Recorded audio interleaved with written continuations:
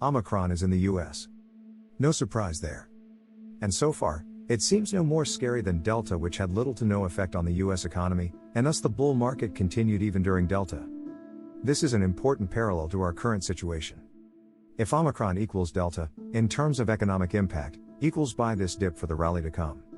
If Omicron greater than Delta, meaning negative economic impact, equals stock will press even lower than where we stand now. Granted, I am an investor and not an immunologist, just in case you were unsure. But as an investor, we focus on patterns. And one pattern is to look past the media trying to scare the stuffing out of us to see the real economic impact. And right now, I would say odds are that Omicron is no worse than Delta, which is why we are not getting more defensive in the Reitmeister total return portfolio at this time. Instead, we are staying fully invested because the next bull run could emerge at any time and could quickly stampede back up to the old highs, or higher. More on year-end target further below. In other news, we got a slate of strong economic reports this past week, starting with ADP employment showing 534,000 jobs added to the US economy. Note that anything above 150K equals improvement in the unemployment rate that we absolutely did see come to life on Friday, with a drop from 4.6% to 4.2%. Note that economists like to say that 4% is the natural state of full employment. Meaning you never get to zero, as some people will always be in flux between jobs. So this progression to only 4.2% unemployment is a key sign of economic improvement from the 14% unemployment rate we had at the darkest hour of the COVID crisis in 2020. Also good to note that ISM manufacturing ratcheted up from 60.8 to 61.1.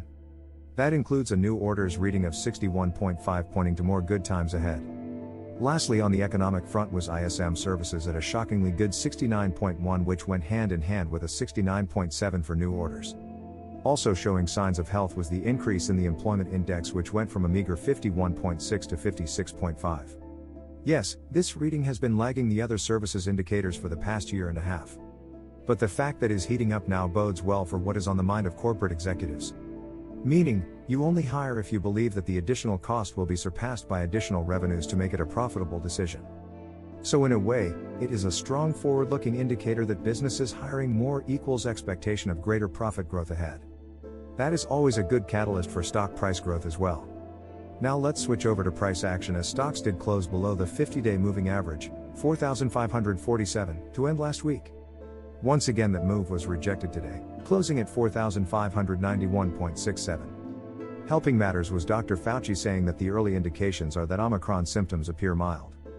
That fits in with the current thesis that Omicron is not worse than Delta and thus likely no real economic damage, and thus soon enough stocks should be heading back higher once again. Perhaps we have seen the lows already. Or perhaps we need one more good rush down to the 100-day moving average at 4,493 to shake loose any complacency, leading to a nice capitulation rally. All in all, I strongly believe we are closer to the near-term bottom than the top, and thus believe we should stay fully invested, expecting stocks to bounce higher.